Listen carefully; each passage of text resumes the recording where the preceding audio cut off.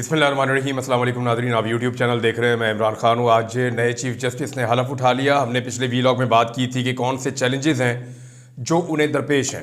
सबसे पहला चैलेंज जिसके बारे में हमने बात की थी वो ये है कि अदलिया के अंदर तकसीम को क्या ख़त्म कर सकेंगे जस्टिस याह्या अफरीदी, क्योंकि जो तकसीम पैदा कर दी काजी फ़ायद ईसा साहब ने वो बढ़ते बढ़ते इतनी बढ़ गई कि अब सुप्रीम कोर्ट ऑफ पाकिस्तान में, हाई कोर्ट्स के अंदर और पाकिस्तान की अदलिया में एक बदतरीन तफरीक मौजूद है।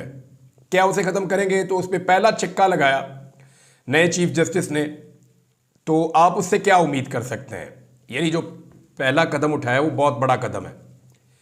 आते ही उन्होंने कहा जी कि प्रैक्टिस एंड प्रोसीजर कमेटी जो है वो मैं बहाल कर रहा हूँ, और जस्टिस अमीनुद्दीन खान जिन्हें अपनी चॉइस के मुताबिक सदारती ऑर्डिनेंस के बाद काजी फ़ायद ईसा साहब ने अपने साथ शामिल किया था कमेटी में, उन्हें निकाल के बाहर कर दिया। और जस्टिस याह्या अफरीदी साहब ने जो नई कमेटी बनाई वो ऐसे है। नंबर 1 टॉप के ऊपर उसमें जस्टिस याह्या अफरीदी खुद हैं, chief justice of Pakistan. Number 2 पे उन्हें जस्टिस मंसूर अली शाह साहब को रखा गया। नंबर 3 इसमें जस्टिस मुनीब अख्तर साहब को रखा गया। तो अब ये 3 सीनियर जजेस हैं जो इस कमेटी का हिस्सा है, जो प्रैक्टिस एंड प्रोसीजर कमेटी है। लेकिन ऑर्डिनेंस जब आया सदारती, तो दोनों जजेस ने ये नहीं कहा था कि आप हमें इसका हिस्सा बनाएं या ना बनाएं। ये मैं टेक्निकल चीज़ आपको बता रहा हूँ। वो एक मिसाल है ना कि जब तक कुत्ते को कुएं में से नहीं निकालेंगे तब तक कुएं का पानी साफ नहीं होगा। यानी आप कुएं से जितना मर्जी पानी निकालते जाएं, कुआं साफ नहीं होगा। कुआं साफ होगा जब आप कुत्ते को पानी से बाहर निकाल के फेंक देंगे। तो अब मैं आपको ये बता देता हूं कि एतराज़ दोनों मुअज़्ज़िज़ जज साहिबान का ये था कि फुल कोर्ट की मीटिंग बुलाई जाए, उसके अंदर फैसला किया जाए कि सदारती ऑर्डिनेंस उजलत में और गलत तरीके से पास किया गया, इसमें बदनीयती शामिल थी। जिसके बाद फौरी तौर पे काजी साहब ने अपनी मर्जी की प्रैक्टिस एंड प्रोसीजर कमेटी बनाई, और उनकी इस मनमानी की वजह से मुनीब अख्तर साहब को बाहर निकाल दिया गया, जबकि मंसूर अली शाह साहब खुद छोड़कर चले गए। तो अब जस्टिस अमीनुद्दीन खान को उन्होंने शामिल कर लिया था। तो एक्चुअली जो फसाद की जड़ है वो सदारती ऑर्डिनेंस है। तो सदारती ऑर्डिनेंस को चैलेंज किया था दोनों मुअज़्ज़िज़ जज साहिबान ने। तो यहां एक रिलीफ तो दिया है, एक अच्छा जेस्चर तो दिया है नए चीफ जस्टिस ऑफ पाकिस्तान ने, लेकिन उन्होंने अभी कुत्ता कुएं से निकाला नहीं है। असल मामला यह है कि सबसे पहले उस सदारती ऑर्डिनेंस और उसकी बदनीयती को देखा जाए, फिर यह देखा जाए कि उस बदनीयती का फायदा उठाते हुए कैसे काजी फ़ायद ईसा ने चंद घंटों के अंदर एक नई प्रैक्टिस एंड प्रोसीजर कमेटी भी बना दी, और फौरी तौर पे उसके जरिए से अपना मनपसंद एक बेंच भी बना दिया, और मनपसंद बेंच बनाने के बाद 63A के ऊपर नजरसानी भी कर दी, जिसके नतीजे में पाकिस्तान में फस्तायत, जुल्म, जबर और हॉर्स ट्रेडिंग का एक बाजार गर्म हो गया। ये है जी पूरी कहानी।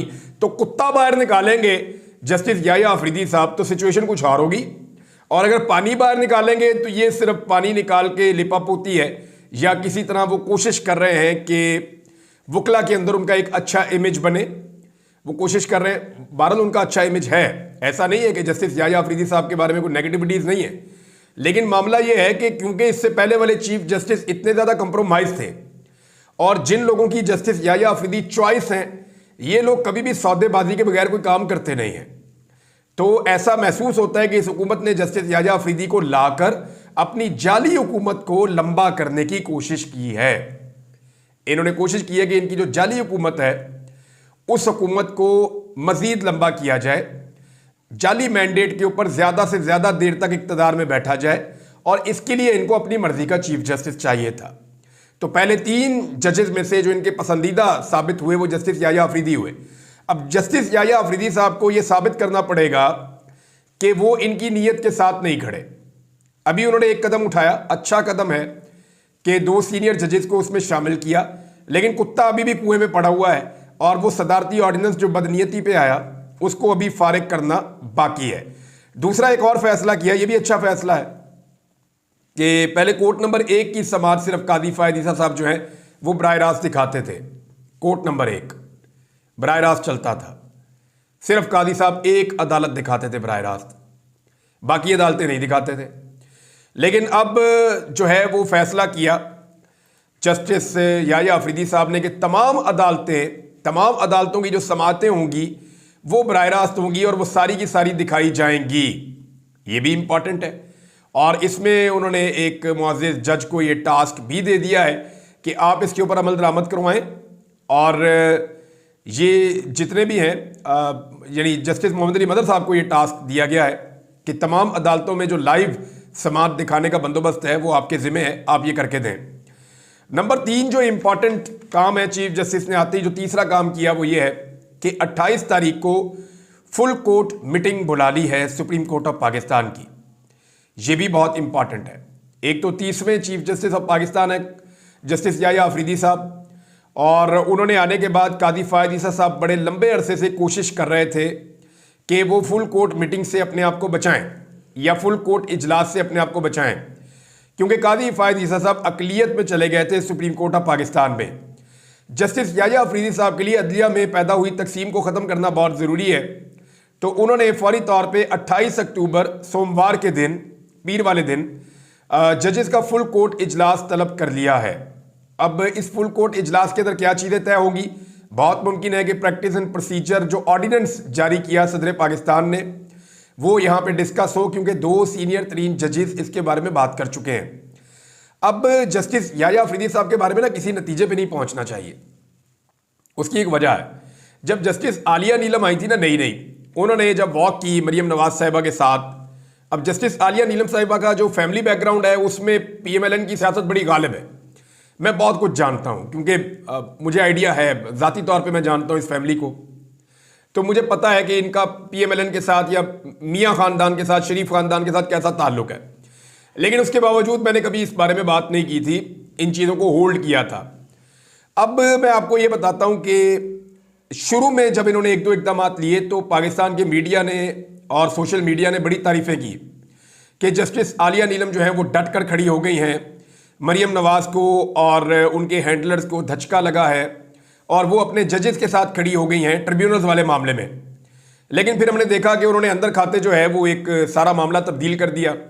रिटायर्ड जज भी आ गए, उन्होंने इलेक्शन कमीशन के साथ मामला तय भी कर लिए, जैसा कादी फ़ायद ईसा साहब चाहते थे और जैसा इलेक्शन कमीशन चाहता था वैसा ही जस्टिस आलिया नीलम साहिबा ने कर दिया। तो इसलिए अभी कुछ भी कहना कबल वक्त है जस्टिस याह्या अफरीदी साहब के बारे में। हाँ, इनके ये 3 इक़दामात, इनको आप कह सकते हैं ये ठीक इक़दामात हैं, लेकिन देखें फजल रहमान साहब की भी लोग बहुत तारीफ़ कर रहे थे और उनकी बातों को अच्छा कह रहे थे, लेकिन फजल रहमान साहब ने मिठाई के अंदर लपेट के तरमीम पास करवा ली। यानी वो जो चीज़ें हुकूमत को चाहिए थी फजल रहमान साहब ने हुकूमत को दे दी, लेकिन उसको शुगर कोट करके दे दिया। यानी पाकिस्तान तहरीक इंसाफ के लोगों से या सोशल मीडिया पाकिस्तान का जो है या पाकिस्तान की आवाम से तारीफ़ें करवाने के बाद पूरी कौम को फजल रहमान साहब ने मायूस किया। तो इसलिए जो है वो किसी भी नतीजे पे पहुंचने से बेहतर है कि इवेंट टू इवेंट देखा जाए, हर वाक़े में देखा जाए कि क्या ये चीफ जस्टिस ऑफ पाकिस्तान इंसाफ कर रहे हैं, इस मामले में नाइंसाफ़ी कर रहे हैं या इस मामले में इंसाफ कर रहे हैं, तो चीज़ें ज़्यादा क्लियर और आसान हो जाएंगी।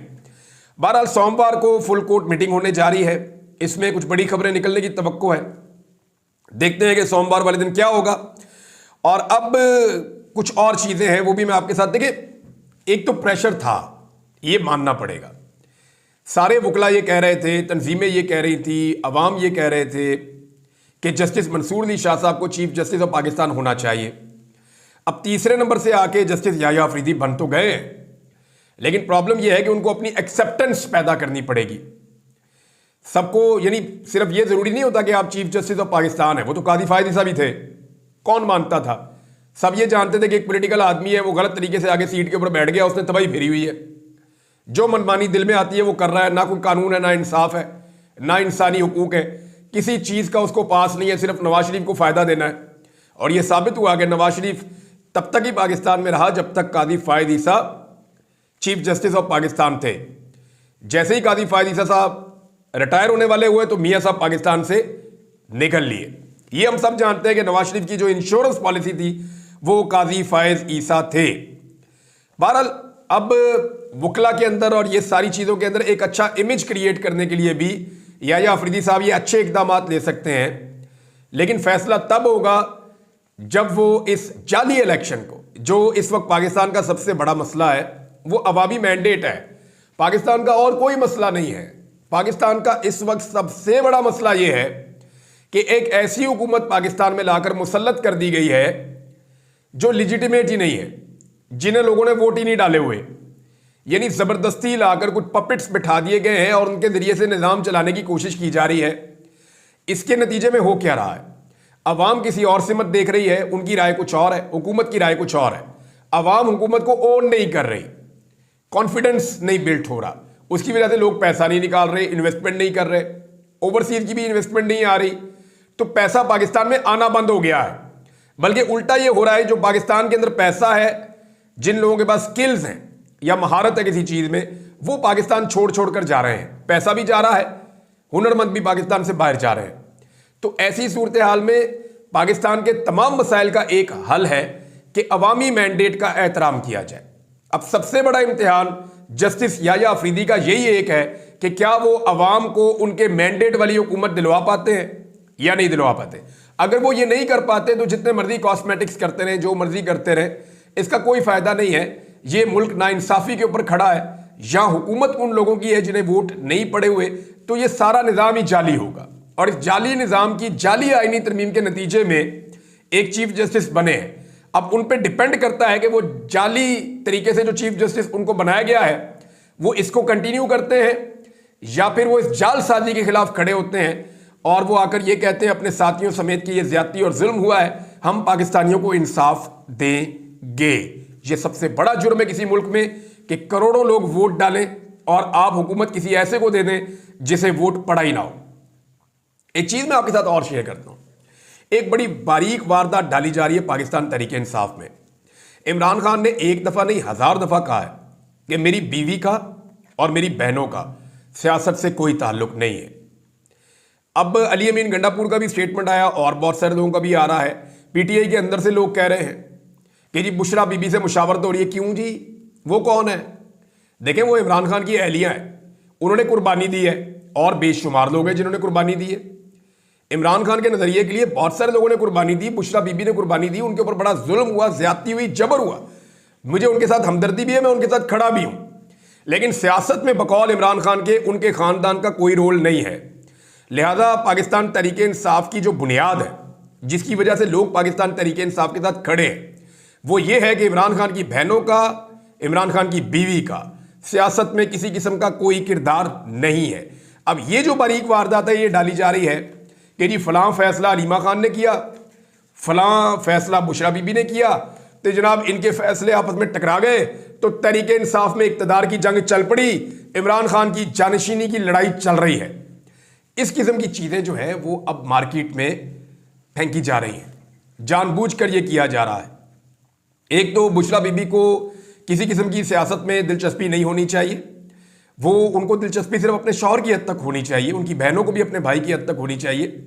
पाकिस्तान तहरीक इंसाफ एक पॉलिटिकल पार्टी है, सबकी पॉलिटिकल सोच होनी चाहिए, सब अपनी पॉलिटिकल बात जरूर करें, लेकिन इस पॉलिटिकल पार्टी में जो फैसले हैं वो पॉलिटिकल लोग करें, या इमरान खान साहब उनके लीडर हैं वो ये फैसले करें, या इमरान खान साहब किसी को मैंडेट दें। इमरान खान ने कभी अपनी बीवी को या अपनी बहनों को पॉलिटिकल फैसलों का मैंडेट नहीं दिया, बल्कि जेल से ऐसी खबरें भी आई कि इमरान खान साहब ने कहा जी मेरी बहनों को पॉलिटिक्स से दूर रखा जाए और मेरी बीवी का भी सियासत में कोई किरदार नहीं। वो बार बार ये बयान देते रहे हैं कि मेरी बीवी तो सियासत ही नहीं करती, पकड़ के आपने अंदर बंद कर दिया है।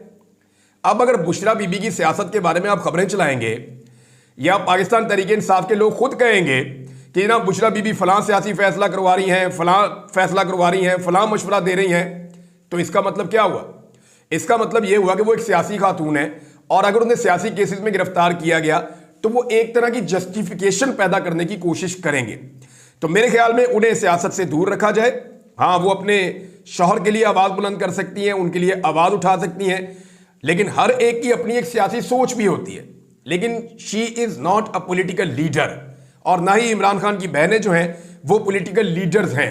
पॉलिटिकल लीडर वो हैं जो इमरान खान साहब के साथ एक पॉलिटिकल स्ट्रगल में हमेशा से शामिल रहे हैं। या तो इमरान खान साहब अनाउंस करें कि उनकी अहलिया जो है वो अब गैर सियासी नहीं है, बल्कि अब वो एक सियासी खातून है, वो फ्यूचर में पॉलिटिक्स करेंगी भी और उनका पॉलिटिक्स में इन्फ्लुएंस होगा भी। पाकिस्तान तहरीक इंसाफ ने फैसल चौधरी साहब को भी इमरान खान साहब की जो वकला की टीम है उसमें से भी निकाल दिया है।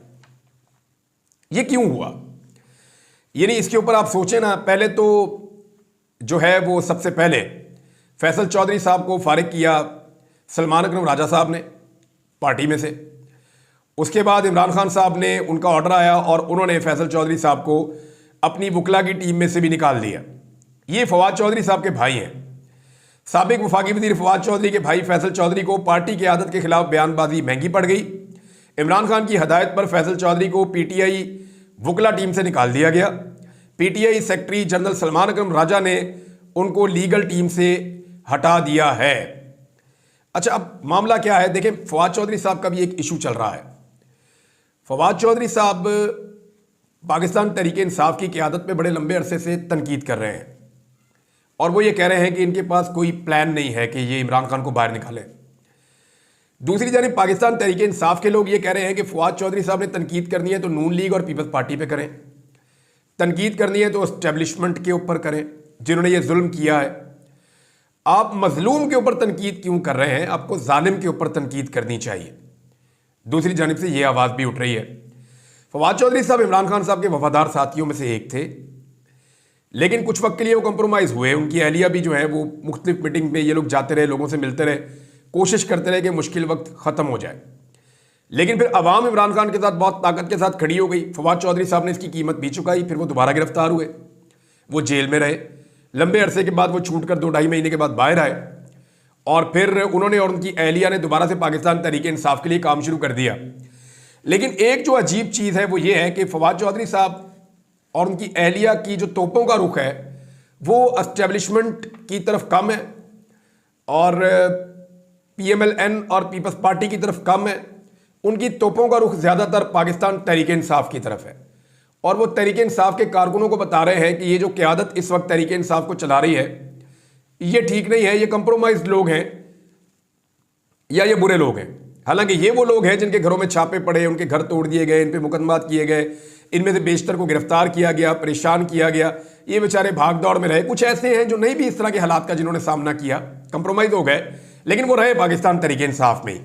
तो यहाँ फवाद चौधरी साहब को मेरे ख्याल में अगर पाकिस्तान तहरीक इंसाफ में जगह बनानी है तो उन्हें तहरीक इंसाफ के साथ खड़े होना पड़ेगा। इमरान खान और तहरीक इंसाफ के साथ खड़े हों और तनकीद करें जालिम के ऊपर। मजलूम जो है उसको छोड़ दें, फिलहाल उसके अंदर गलतियां या कीड़े ना निकालें। ये वक्त गुजर जाएगा और चीज़ें नॉर्मलाइज हो जाएंगी और फैसला तो इमरान खान साहब ने करना है कि पाकिस्तान तहरीक इंसाफ में किस शख्स की पोजीशन क्या होगी। एक और खबर है नाज़रीन, मैं आपके साथ शेयर कर देता हूँ। वो ये है कि सेनेटर मुश्ताक अहमद पर दहशतगर्दी का मुकदमा दर्ज किया गया और गिरफ्तार भी किया गया गुज़िश्ता रोज़। मामला क्या है? वो सेव गज़ा मार्च करते हैं, यानी फ़लस्तीन के हक़ में आवाज़ उठाते हैं, इसराइल के ख़िलाफ़ आवाज़ उठाते हैं और उन्हें हर दफ़ा गिरफ्तार कर लिया जाता है। मुझे हैरत हो रही है कि पाकिस्तान में तो आज तक कभी ऐसा नहीं हुआ था। यहाँ अमेरिकन एम्बेसी की तरफ उन्होंने कहा जी हम मार्च करेंगे और एक सिंबॉलिक प्रोटेस्ट हम करेंगे, फिर हम चले जाएंगे, तो फिर उन्हें गिरफ्तार कर लिया गया, टॉर्चर भी किया गया।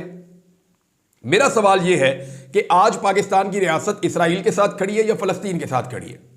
मुझे हैरत होती है। यानी पाकिस्तान में फ़लस्तीनियों के हक़ में एहतजाज करना भी मुश्किल हो गया।